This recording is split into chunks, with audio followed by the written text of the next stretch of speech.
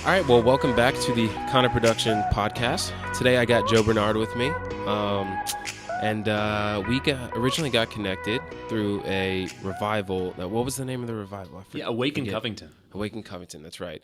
What was the storm that was hitting at the time? Yeah, we had one of the hurricanes about a year ago, but just an outdoor kind of, in some ways a music festival, in some ways a preaching event, in some ways a revival, but in Covington. Yeah.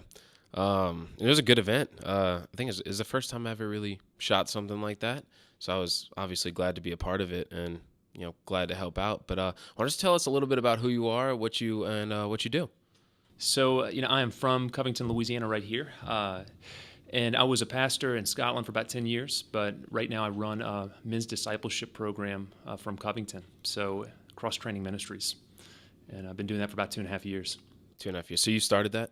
I did, yeah. That's awesome. I know you wrote a book recently. When did that come out? Just this January. Just this January. Still fresh. So why don't you tell us a little bit about that? I'm kind of curious of what your purpose behind writing the book is, because I know, especially as a Christian book, usually God kind of tugs on our heart on a certain subject. So I'm just kind of curious of what the backstory behind wanting to write it is and what the purpose of it is. Yeah. So the title's "The Way Forward: A Roadmap of Spiritual Growth for Men in the 21st Century." And I think it's that subtitle, this idea of giving men some sort of roadmap.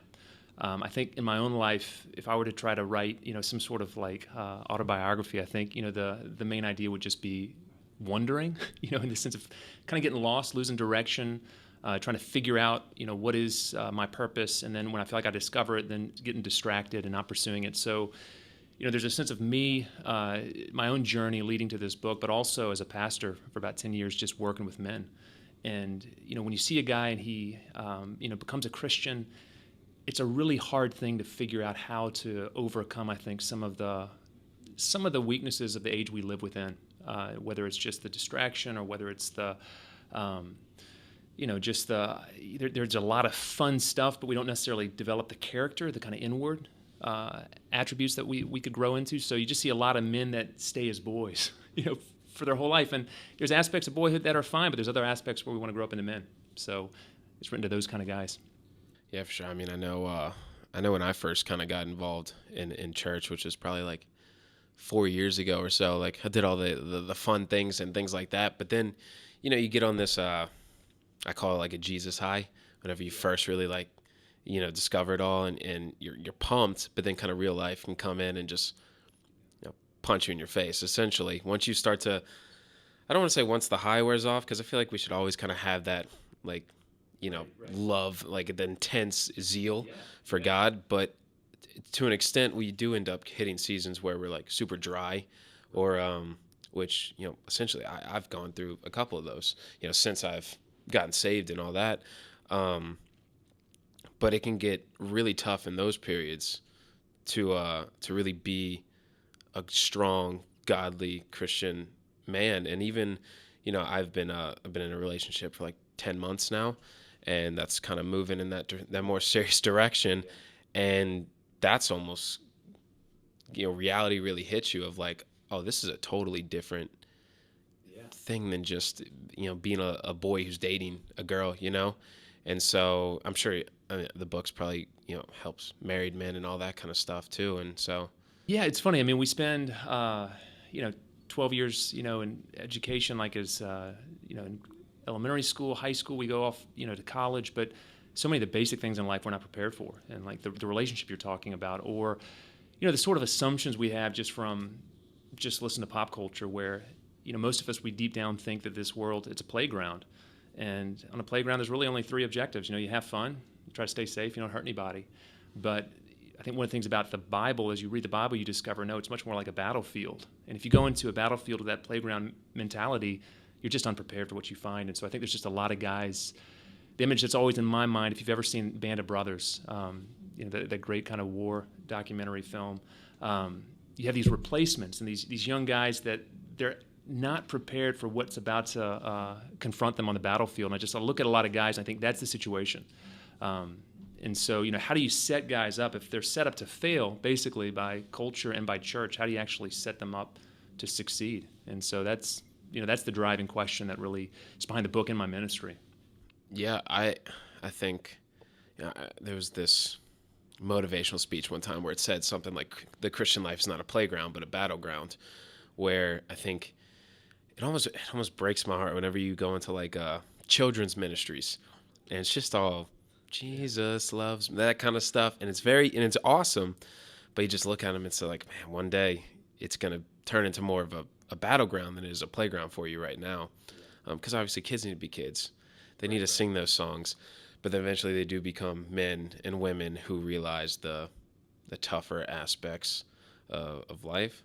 So I think that like battleground aspect is important. I think it causes people to take Christianity more seriously when you understand. My biggest thing lately has been understanding that, this whole, we do not, wrestle with flesh and blood, but principalities of a dark world. And I'm like, that's it causes you to look at things differently. Yeah. So what are some of the main takeaways from the book? If you wanted somebody to read this book, and or let's do one. If you can narrow it down to one, what would? The way I would describe it is, there are a lot of books that you can find, big books that are kind of a comprehensive map. And if you look at a map, honestly, it tells you more information than you typically need to know. I mean, when you go to like find your way to some place and go to Google Maps, you don't peruse all the details. All you want is really three pieces of information. You want to know where you are, where you need to be, and you want Google to provide the route that's going to take you there.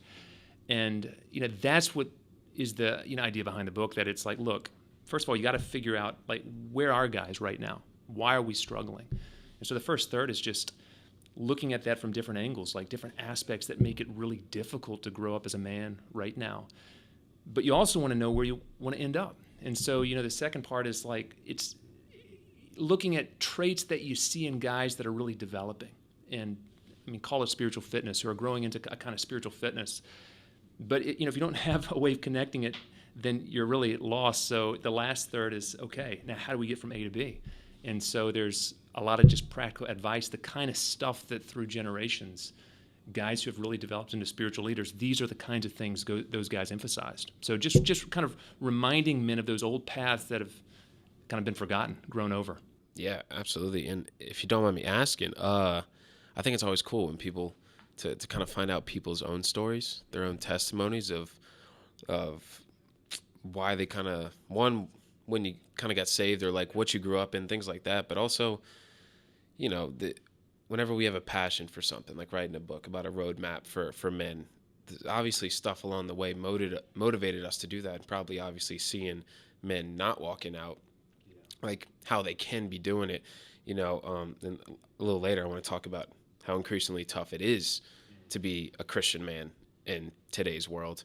But I just want to know a little bit about your story, like kind of how you discovered this whole crazy thing we call walking with Jesus. Yeah, so I grew up in a broken family. Parents were divorced, but with a mom who was just really a woman of prayer. And so as a young child, some of my earliest memories are actually seeing her pray for really practical things. Just like, I remember praying as a kid, just we didn't have food, and her just praying.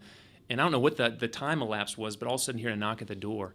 And our neighbor had a son, and the son was a farmer, and he had brought a bunch of fresh produce stuff to his parents. They couldn't use it all. And so like we prayed, and then all of a sudden at the door is this person we don't know bringing bags of food onto our kitchen floor. So, from those experiences as a young kid, I had this real awareness that there was a God who was like a father and provided and looked after my family.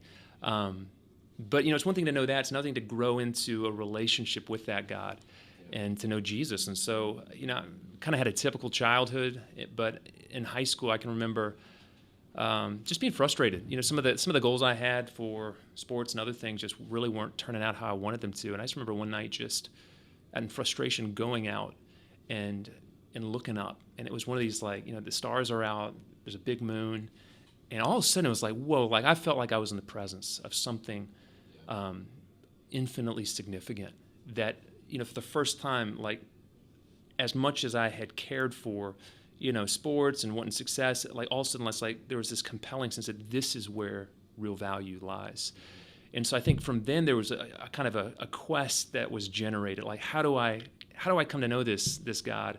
And honestly, I think from late teenage years through my early 30s, I kind of see that, and then I'd think, well, no, there's better stuff over here. And so I would go try out, a profession, or, I spent a summer doing officer candidate school for the Marines, or, these little things where it's like, okay, no, I think like this is the group that can give me real significance.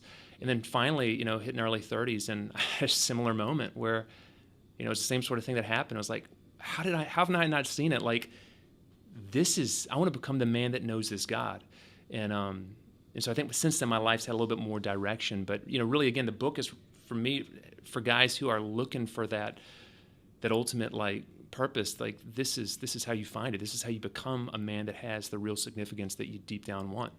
Yeah, absolutely. I'm thinking it's cool, kind of when you, like you said, you go out and you look at everything, and you like realize. I think like when I hate that I was so young when I did it, but I think I was in like 6th grade or something, junior high or 7th grade. I think 7th grade. So we went whitewater rafting through the Grand Canyon, which was a cool experience then. I wish I was in my 20s or 30s when I did it, because I would have appreciated it more. My dad was up at like 5 a.m. just to look at the stars, because every star in the sky. And it's like, but when stuff like that happens, you realize how little you are and how big everything else is. And that's when, as a Christian, I connect that to like, oh, there's a God out there that's bigger than any of this. Because like you look at all that and it's like, how can you not think something's out there? But like I said, it does get increasingly tough to be a Christian man in today's day and age for a lot of reasons. Like a big reason for me in my life has been the fact that you really can't go out anywhere, or go on your phone or go on the internet without seeing something very inappropriate.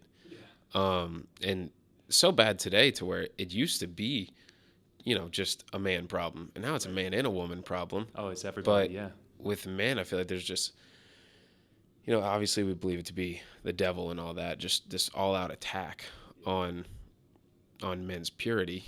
Right. I was in a small group for purity a year or two ago, and the amount of married men that were in that group that needed help was astounding. The amount of pastors that need help, church leaders that need help. I mean, it's yeah. And so it's just, I feel like that's the book is such a prevalent thing in today's culture, because I think guys are getting a little lost, like getting kind of almost drowning in everything that they're seeing and hearing. Yeah, and there's not even a picture in our mind of what, say something like that, where you're combating, and that there's like, call it lust or whatever, that's driving certain behaviors, but we don't even have a conception of what like the strength would be that should replace that. There's like the word purity, it sounds like a weakness in our culture. Chastity is the same. It sounds like a bizarre old word. We don't have a word we use for people that actively direct their attention, their vision on what is good, what is glorious, what is holy, to use that word. And so, in a sense, like we're often just trying to avoid what we know is bad, but we don't necessarily know what we're supposed to grow into. Mm-hmm. And so, I mean, this is where I think for a lot of guys, I mean, you can take them into the workplace and say, okay, what is success? And immediately an image comes to mind. You take them into a gym and say, what is fitness? They know exactly what you're talking about. But if you say, hey, look, what is spiritual maturity? The mind is empty. We don't even know what we're targeting. And if you don't know what you're targeting, I mean, you can't make any progress. Yeah, so. That's very true. It's kind of like just having goals, right? In life. And I think, you do. When you said it, I'm like, I don't even know what it means. Like, even to be like spiritually strong, or to be like a strong, godly man. What does that mean? It's like, well, yeah, I can say certain things that are like hot topics in Christianity, but I couldn't actually define for you what it means to be that. I think you just kind of get to a place where you're kind of doing good spiritually. Yeah. But I think even I get lost in the whole, what is the definition of being a... And I mean, you think if you carried that mentality into, say, again, just a gym, like, you see the people on the machines and they're just kind of going through motions, but they don't really know what they should be doing, how they should be doing it. And there's like never really any transformation. And you can see the same in church all the time where it's like, we're going through these motions, but we're not really that much better for it. Yeah. And so that's where like the second part of the book, I'm trying to describe what I call a baseline candidate. And what I mean by that is, what are the things you see in guys that are really developing, maturing? And I've got 5 of them. I mentioned the first one is I call it captivation, but we talked about it kind of with that night sky. But when your heart is gripped, when it's fiercely gripped by something you love, it's captivated. And your heart can be captivated by any number of things. But if you're a Christian man and want to grow, more fundamental than anything else, you've got to see something so compelling in the Lord Jesus Christ, in God, that actually you want him more than these other things. Not that they lose all of their value, but they're candles next to the sun, and they don't let out the kind of light that just drives you toward it. So I think having guys that again are captivated, having guys. The second thing I meant to talk about is this idea of clarity. But we need to have the layout of what life is, and we talked about that playground mentality. And there's just so many guys who basically their bucket list is to be an adolescent, a teenager, as long as they possibly can. And it's just that's a recipe for failure. It's a recipe for all of this stuff that guys bump into. Depression. Look at suicide. Look at all of the sort of even just mental struggles that we keep beneath the surface. A whole lot of it's our expectations are totally skewed. And so I mean, there's other things, but I think what I'm trying to do is say, hey, look, I'm not going to give you an ultimate picture of who you should be. God's going to make you into that man. I want to show you what guys that are growing together, what they look like. And that's something you can make steps toward. Well, I think even I used to hear, too often we focus on kind of what we're trying to run away from and not what you're running to. Yeah. So even talking with like something like purity, where it's like you're so focused on running away from the things of this world, or like that you're literally, it's almost like you're running backwards and you're like just trying to fend it off as you keep running, when in all actuality it should be running towards God and turning your back to that stuff and just running, because it's kind of hard to backpedal towards God while you're trying to just swing your sword everywhere. And so I used to hear things like that, and it really puts things kind of in the right place, because in that moment I was like, oh, I do feel like I'm just backpedaling and swinging and trying to attack stuff as it comes at me, when the times that I've felt best in my life as like a godly man is when I've been getting in the Word every day, listening to worship music throughout my day, like trying to be in the right mindset. And the times I felt the worst is when I'm ignoring all that stuff. And then that's when I feel like I'm just trying to fight it off. So I've helped just trying to like switch my direction, which like a roadmap, you want to go down the, you don't want to be driving and looking in your rearview mirror the whole time. So, I mean, you check it every now and again, but you're not just staring at it because you're going to get in a wreck, So, yeah, I think that helped me a lot when I learned that. Spiritually, a purely defensive strategy is, it's always going to be a failure. You got to play defense, but you need to be aggressively pursuing something. And that's where I think, one of the things that for guys I think is so important is, when if you think about your attention, a lot of guys value their time. They try to use their time well. But the truth is, like, in the 21st century, attention is what everybody values. It's a more valuable resource than oil or gas or anything else. And so, the world now knows how important it is just to be able to distract us. And spiritually, there's nothing more significant than being able to be focused and to be attentive to the right things. There's this incredible picture. If you read the Psalms, the very first Psalm, it talks about basically there are 2 types of people. There's like chaff, which is kind of like leaves that just get blown, by any wind. And there's people who are like trees, that can go through a storm and they're unfazed. And you think, okay, well, what's the difference between, the ones that are so weak and so strong? And the difference, the Psalm says, is where you set your mind. The one who meditates on the word of God day and night is like a tree. And so, I mean, I think if you're talking about things that are hard for guys right now, focusing the mind, paying attention to things that aren't just of no significance, I mean, we live with a smartphone. Nobody's ever had to deal with this before, Um, so there's some really new stuff that makes it difficult. Well, I think like even with that, just because I'm thinking about that with like constantly having our smartphone. One thing, just because it's prevalent today, today as in right now, is the whole coronavirus thing, where it's probably the worst time to have a smartphone because you're constantly just it's like fear at the tip of your finger. Like just open it, boom, fear. You're instantly paralyzed. You know, me and my girlfriend were even discussing just being like anxious. Like you're seeing all this stuff constantly that's making you anxious or fearful, and you don't want it to, but it's unlimited access, free. You don't have to subscribe, pay for nothing. It's all free. It's right there. Fear is free. And so it's hard having that in your pocket for a lot of reasons because I feel like as there are positives to it, obviously. I think it's great with how fast news can spread today. Um, but with that comes scary things. And so, like I said, even just having this thing in your pocket that allows guys today to look at porn within 5 seconds of unlocking the phone. Like web browser, there it is. Now you can even hide stuff on your phone. So it's too easy almost. And so I think like it's called like 21st century roadmap because that changes from the 20th century and from the 19th century and from the 18th century, and eventually we're going to need a maybe a 21.5 century book because it keeps changing with what happens in the world.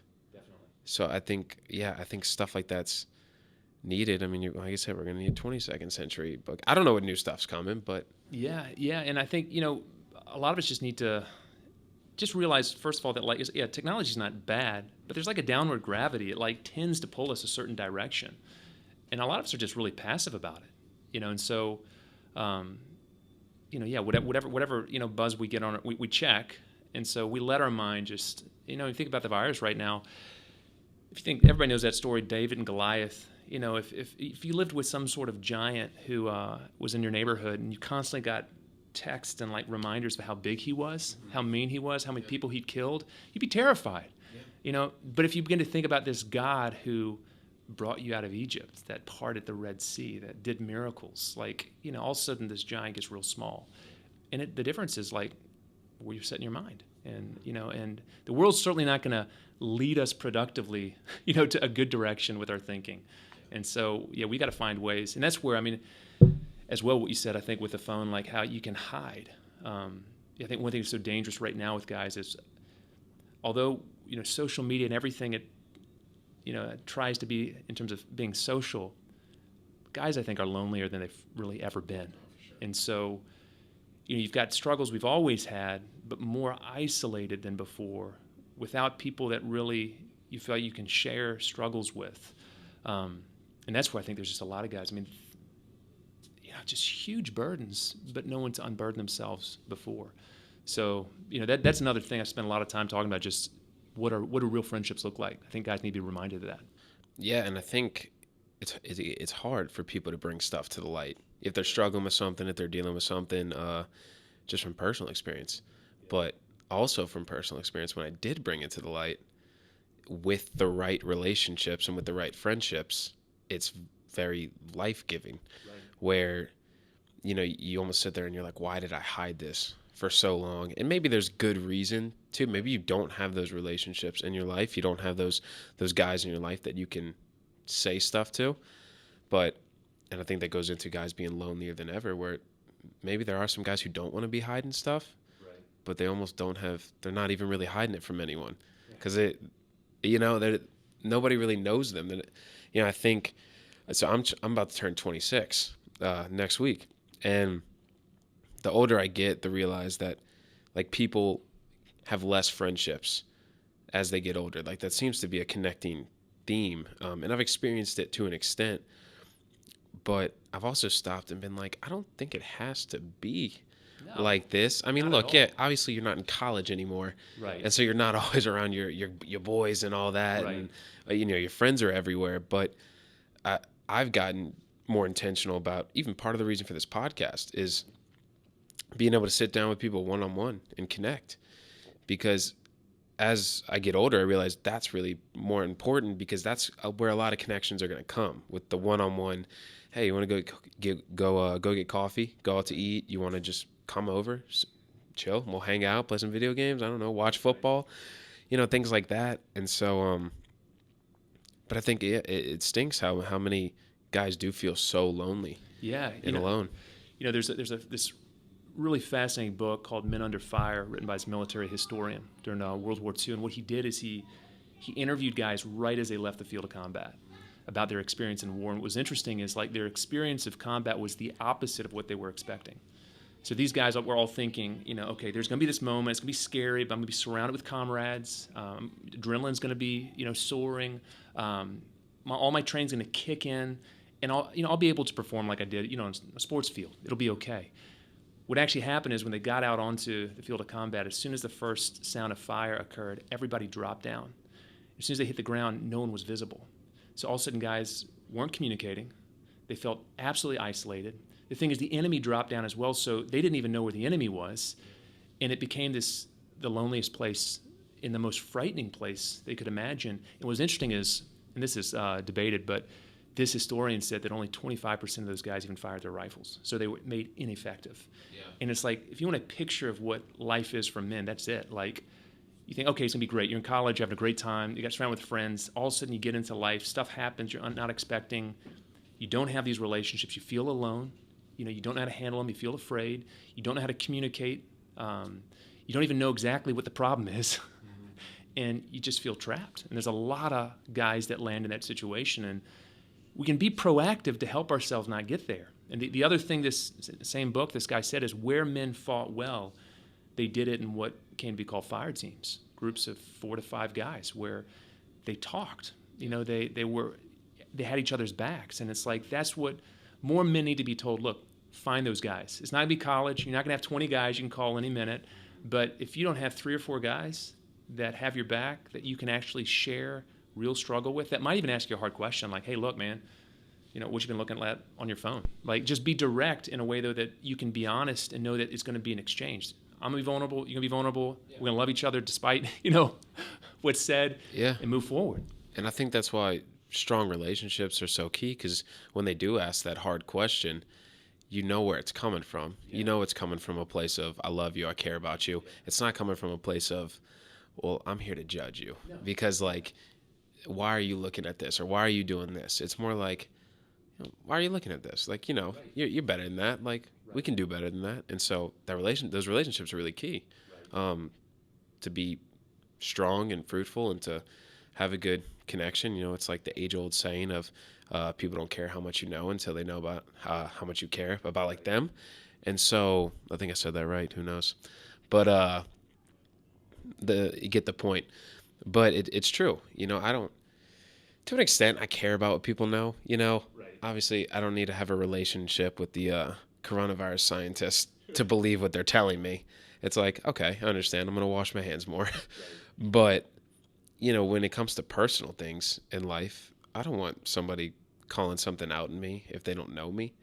Yeah, it's like, I want it to be a personal relationship. Yeah, it needs to be. I mean, that's what's going to create the context you can do this. But I mean, the thing is, like, especially for Christian men, we have a context where all of this makes sense. We know that, look, you struggle with stuff, I'm going to struggle with stuff.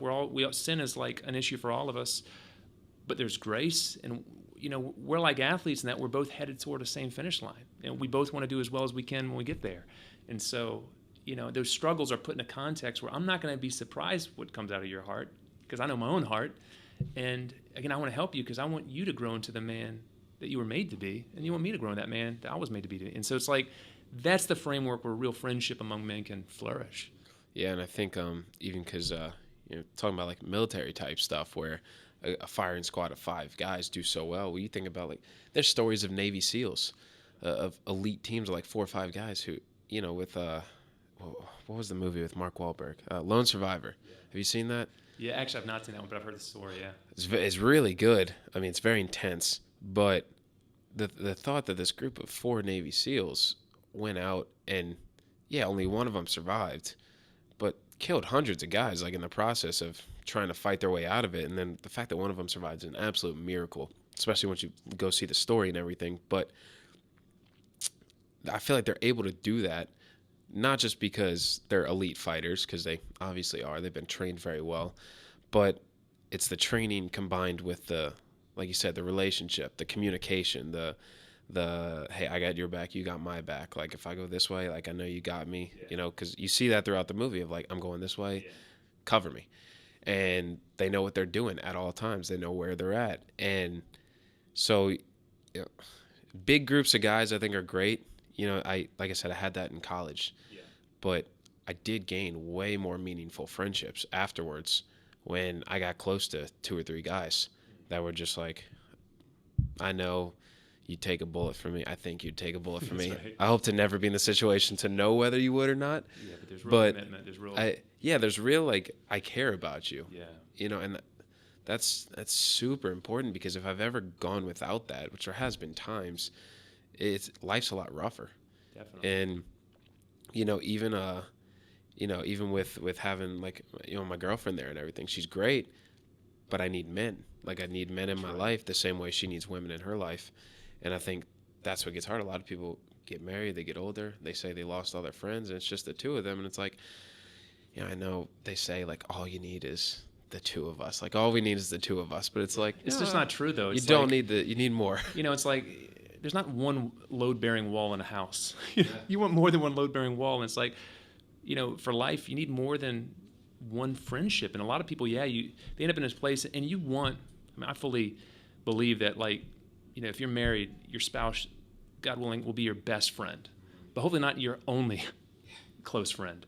And like you said, I mean, there are things that you'll want to talk to other men about that for good reason you won't take to your wife in the same way. And she needs those same friends. And, all of that goes into making us the men we need to become. Yeah, absolutely. I mean, I've just started kind of walking more with my pastor about certain things, and I realized that just opening up to him is different than opening up to your significant other, because it's something having that guy like one-on-one and saying like, let's really get deep here, let's talk, especially a pastor where he's probably got a little more wisdom than me. And so especially further along in life, has been through more, and it doesn't have to be a pastor. I'm saying just having a guy who's been further along in life than you is really beneficial, because he's walked through things. He's been through stuff. He's probably walked through things that you're either going to come into, that you're coming into now, or that you're going to come into in the future. So I think it's great to have like all kinds of relationships. And as you get older, it's probably important to have relationships with younger guys, kind of training them up and saying, all right, well now it's, you might be in the middle place, 40s, 50s, something like that. And it's like, well, you can still have older guys, but then now it's probably time. Let's talk to some younger guys too and make sure they're, doing the right thing. Like I appreciate my pastor helping me out, at 25, to almost 26 years old, where a lot of important decisions are like coming up in your life. So, and those personal relationships are key. They really are. And I think, there's one other thing we can pull out of that image of like lone survivor and those kind of that war situation is like those soldiers in those situations, they know what they're doing really matters. I think one of the issues for so many men right now is life that significant? The truth is it is, though. Like, our communities are in desperate need of men who are, developing real character or real wisdom. If you're married, your wife desperately needs you to become the man you can be. Your kids need this. And it's so often we just view, this life from this perspective like, well, it's just kind of about me kind of fulfilling my kind of life plan or, finding my own sense of happiness, when really it's like, we live in a difficult world that desperately needs leaders. There's no shortcut to leadership. So, who are going to be the guys that are willing to take the hard road, invest in thinking, in relationships, in growing themselves so they can eventually become the kind of guys you're talking about who can actually pass on to other men one day the wisdom, the things that they've learned. Yeah, and even, you said being the man that your kids need you to be and all that. I don't have kids yet, but Now's the time. I want to be the man that my kids need me to be before I have to be that person for them. I want to already be that person. You don't want to go in ill-prepared for that.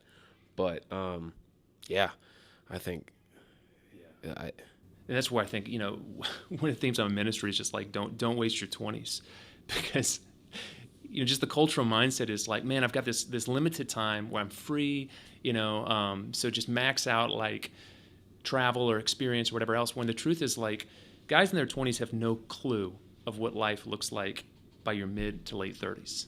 Because what happens is, the responsibilities just keep piling up. And it's not a bad thing. It's a beautiful thing. I mean, when you've got a family, when you've got kids, the other things, church starts asking more from you. All of this is good stuff, but like the amount you're able to give is determined by what you've been putting in for the previous 10, 15 years. And so there's so many guys that all of a sudden, okay, tell me how to be a dad.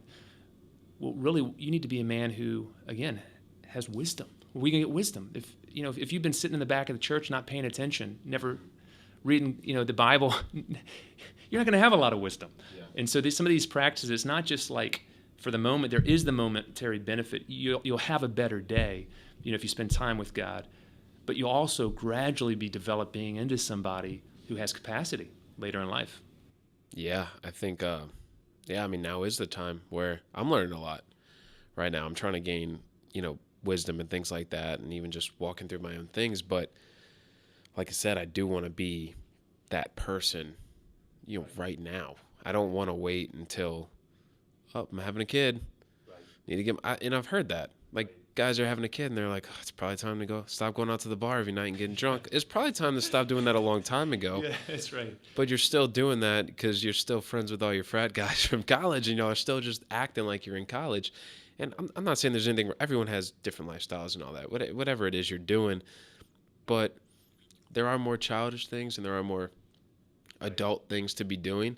And it kills me when I hear people say that, like, I'm having a kid, like, oh, now's the time. I'm like, okay. Well, I mean, like right now, so I got 4 kids. I got 3 boys. I got a 12-year-old, 10-year-old. They're at that age where we're having to talk about sex. We're having to talk about, like, the stuff that's out there in the world that they're already, like, they're coming into contact with. Yeah. And so, but if I'm like, if there's no integrity in my life, if I'm looking at pornography on my own, as a dad, I can't look them on the eyes. And so it's like, these are sins that as you struggle with it early on, it's worth struggling with it, because one day you're going to be looking in the eyes of your own son, and how are you going to tell him, look, don't look at it, if it's in your own life? And so it's like, I think men, we need this picture. Look, yeah, we start from a place of weakness. And one sense, God's grace, we're always weak before God, but he wants to grow us up. And are we willing to grow up? Because we can. The resources are there through Jesus to become men who have something to contribute. Yeah, and even telling them, like, don't look at it because I did, and it's terrible. It's not worth it. Or if you didn't look at it, it's like, hey, don't look at it because look how much it benefited my life a lot to not look at that stuff. But yeah, if you're looking at it and you say, don't look at it, and then, 5 hours later, you're in the bedroom doing that exact thing. Right. It's like, 1, it's hypocritical, right. But 2, you're not even in a place to raise them in that because you're dealing with the same thing. And you have to get it together because they inevitably will encounter something of that nature. Yeah, 6, 7, 8 years old. I mean, it's going to hit them, and it's not just that. Like, that's like the elephant in the room, maybe, but like equally important. Like, if you're living for success, and if you're measuring your value as a man by what you achieve, it doesn't matter if you're in church or not. The religion you're going to pass on to your kids is achievement, and so they're going to think their worth as human beings are how they perform. And there's so many older guys I know who, they're confused when all of a sudden their kids, like, abandon church or whatever. But, their whole life, I mean, faith's been a small thing. The big thing has been, look, how you doing on the sports field? How are your grades? What college are you going to get into? That's the stuff that's always mattered. That's the gospel that's always been preached. And so it's like there's so much where, we need to be digging into our own heart, figuring out what's governing our life, so that, again, the influence we have, whether you've got kids, whether it's your friends, but we're able to, as Jesus would say, be light in darkness. Yeah, I think even with, for instance, I own my own business and stuff like that, and I realized that now is the time to learn really good business practices and implement them before, maybe I'm not the busiest human being on planet Earth right now, but there might come a day where I've got just project after project after project. If I don't already have those systems in place to know how to handle that amount of work, it doesn't just kick in.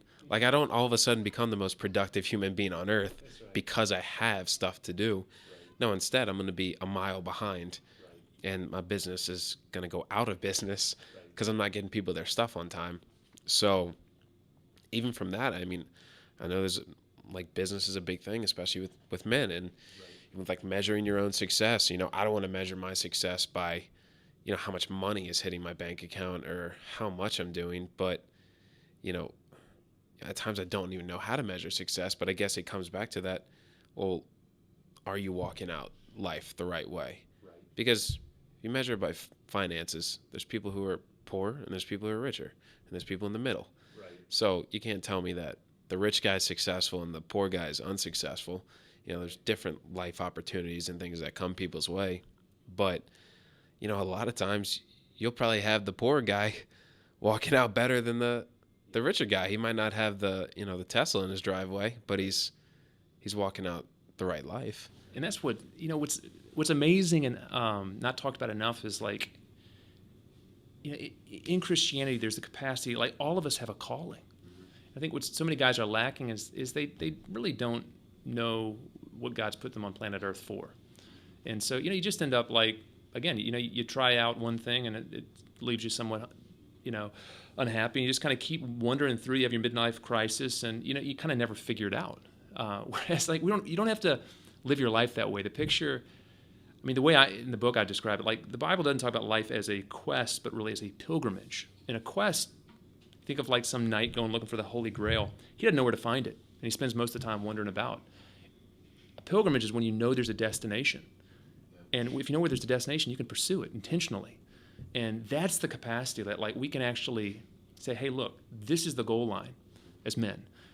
Because I know where the goal line is, I can actually, again, be strategic about advancing my life in the right direction. And that's what that's what men need. They need to actually be able to put these resources. The drive we have, the desire to actually achieve stuff, to not waste our lives. None of that's evil. That's good. But we got to focus it in the right direction. But without clarity, you're never going to be able to figure that out. Yeah, I completely agree. And I think, like going back to just the book, you need that roadmap. You can't go on a road trip without. Right. Well, nowadays we have GPS, but yeah, I still remember back in the day, my parents busting out the map on the glove box, on the dashboard, and like figuring out the route we got to take. And it's like a lot of people don't have it. We just go through life, and especially our spiritual walks, just kind of doing our thing. I went to small group this week, or I went to church or whatever.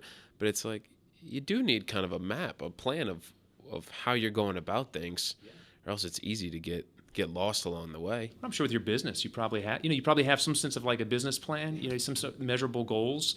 Periodically, you evaluate how you're doing. And so there's a whole lot of strategy in that area of life. The thing is, for most men, those same abilities that we show in business and in, again, working out and in some fields, when it comes to faith, we never apply them. So we just kind of spin our wheels, keep the hamster wheel moving, keep going to church maybe, with whether it's every week or once a month or periodically, but all that drive, why not take it, apply it to this area as well?